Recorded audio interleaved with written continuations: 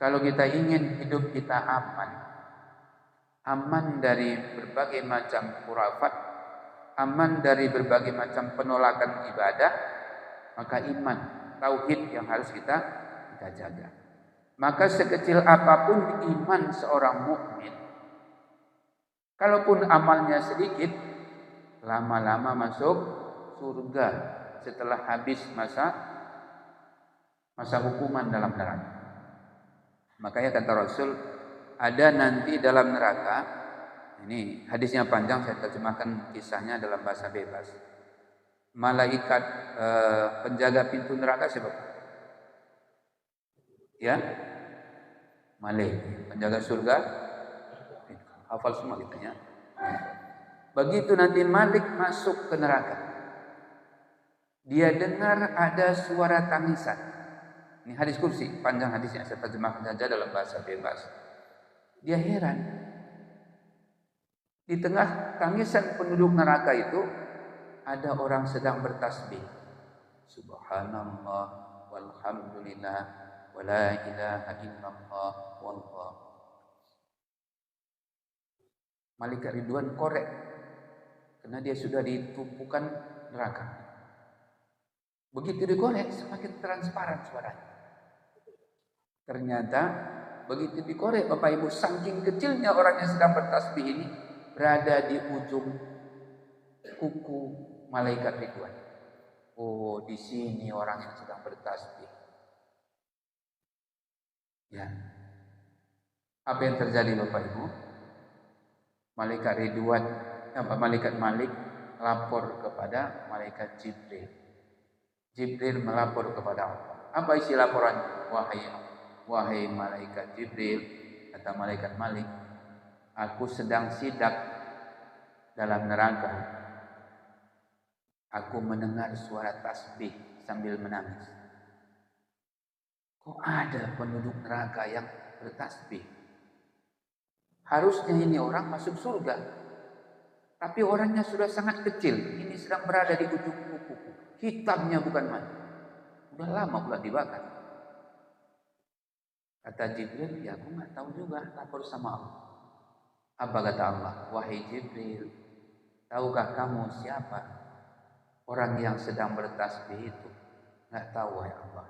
Itu hambaku yang masih punya tauhid, masih punya iman, tapi dosanya banyak. Dulu di masa hidupnya, kata Allah, dia tukang borong dosa. Tapi ketika dia wafat, masih ada sisa-sisa imannya. Walaupun imannya sudah sangat sedikit. Lalu apa arahan dan petunjuk wahai Allah? Kata Allah, walaupun dosanya banyak, tapi karena dia masih punya iman, akibat iman yang tipis itu pun, kata Allah, aku masih mencintai. Bawa dia ke sebuah sungai. Ya. Nanti Bapak Ibu, di penghujung titian Shiratal Mustaqim ada sebuah sungai. Masih ingat Pak? Sudah pernah kita sampaikan ini. Apa nama sungai? Apa nama sungainya Bu? Belum pengalaman, belum tahu yang baiknya. Belum lihat ya. Di penghujung Sirat ya, ada sebuah sungai. Di balik sungai itu nanti pintu-pintu surga. Ya, semua kita akan melihat. Cuman jangan sampai kita masuk ke situ. Siapapun yang masuk di sungai ini berarti dia narapidana. Habis masa hukuman baru pindah tempat ke surga. Kita berharap Bapak Ibu jangan pernah kita narapidana. Tapi kisah ini yang disampaikan Rasul, begitu dibawa oleh malaikat Malik bersama malaikat Jibril atas perintah Allah, mandikan orang ini di sebuah sungai. Nama sungainya Nahrin Al-Hayah. Apa nama sungainya Bapak Ibu? Nahrin Al-Hayah. Ini mana tahu nanti ada PR cucu Bapak, cucu Ibu. Nek, katanya ada sungai di penghujung Sirat. Nanti orang yang banyak dosa habis masa hukuman dimandikan di sungai itu, Setelah itu baru masuk surga. Apa nama sungainya? Nah, ada tahu kita. Nahrin al-Hayat. Ini hadisnya hadis kursi. Tidak ada yang berbeda pendapat dengan makna hadis ini. Setelah dimandikan oleh malaikat Jibril, ditanya, man anta? Ente siapa? Dia nggak mau jawab. Terus lisannya, subhanallah walhamdulillah wa la ilaha illallah wallahu akbar. Ditanya oleh Jibril, malah sambil nangis dia baca. Subhanallah walhamdulillah. Apa kata Allah? Wahai Jibril, rendam dia di sungai. Begitu direndam beberapa detik, Bapak Ibu, sampai menit, hitungan detik, langsung nampak wajahnya berseri. Kenapa? Dosanya sudah dicuci di sungai. Barulah ditanya oleh Jibril, kamu siapa? Disebutnya lah namanya. Apa maumu? Aku ingin masuk surga. Kemudian Allah mengatakan, wahai Jibril, karena dia masih punya iman, walaupun imannya sangat tipis dan masa hukumannya sudah berlalu, pindahkan dia masuk surga. Apa maknanya Bapak Ibu? Ya, kalau kita ingin masuk surga, pertahankan akidah kita, jaga iman kita. Siapa sih kita yang nggak pernah berdosa, Bapak Ibu? Semua kita pasti pernah berdosa. Apakah dosa yang pernah kita lakukan dosa kecil, dosa sedang, apalagi dosa besar? Apakah dosa itu dosa yang tidak sengaja, apalagi yang sengaja? Tapi jangan gara-gara kita terlanjur berdosa, iman kita rusak, akidah kita tergadai. Pertahankan iman. Karena orang yang mampu menjaga imannya, lahumul amn. Allah akan jaga keamanannya dunia akhirat. Apa makna amnu dalam ayat surah Al-An'am ayat 82 ini? Allah jaga dia terhindar dari neraka untuk selama-lamanya. Ya, artinya apa? Boleh jadi Bapak Ibu belum habis masa hukuman, karena Allah sudah simpatik padanya, akhirnya hukumannya dipercepat. Kalau dalam istilah penjara apa namanya Pak? Orang yang cepat dikeluarkan itu? Remisi. Ya, ini banyak pakar hukum sini berarti ya. Ya, dapat remisi dia. Kenapa dapat remisi Bapak Ibu dari kisah tadi? Karena dia punya amalan ringan tapi pahalanya besar. Apa amalan ringannya Bapak Ibu? Dia berzikir dengan kalimat tasbih.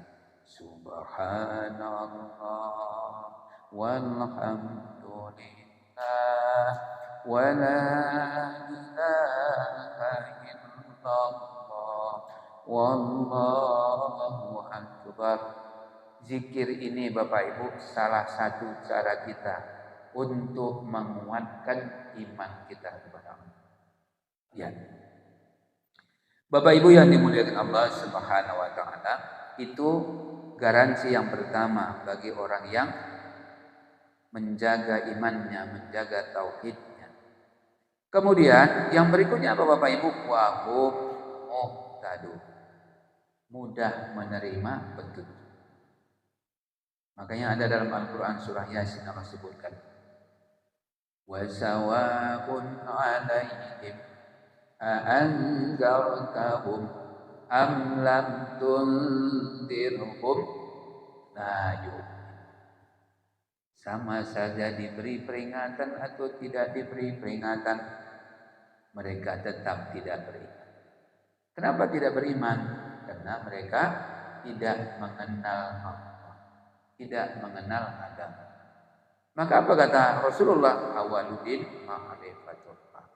Kalau kalian ingin memahami agama secara baik, kenali Allah. Orang yang mengenali Allah, mampu menjaga imannya, mampu menjaga tauhidnya, Allah akan jaga dia dari azab neraka, kemudian mudah menerima petunjuk. Mana contoh Bapak Ibu? Kalau dia bukan Islam, capek kita menasihati, payah dapat apa itu? Apa payah dia ngikut kita? Ya. Sulit kita nasihati kalau dia bukan orang beriman.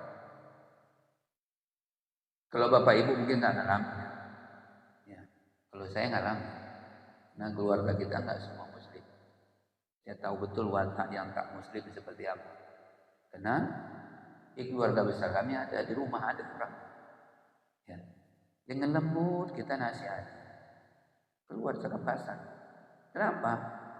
Ya, karena apa yang menjadi kebiasaan seseorang itu yang terekspresi dari sikapnya. Contoh sederhana mana Bapak? Orang yang terbiasa makan anjing, makan babi, itu terucap nanti dari lisannya atau dari refleksi tubuh. Mana contoh Pak? Selembut-lembutnya mereka. Kalau dia marah, apa katanya? Mohon maaf Bapak ya, anjing. Kenapa itu terucap dari bibirnya? Itu yang biasa dia kunyah lewat lisannya. Kalau dia nyebrang, udah tahu macet, ada nyebrang. Apa katanya? Babi katanya. Ya Allah. Kok kalimat itu yang terucap? Karena itu yang memang menjadi sebuah kebiasaan yang dia lakukan. Dia makan, dia minum.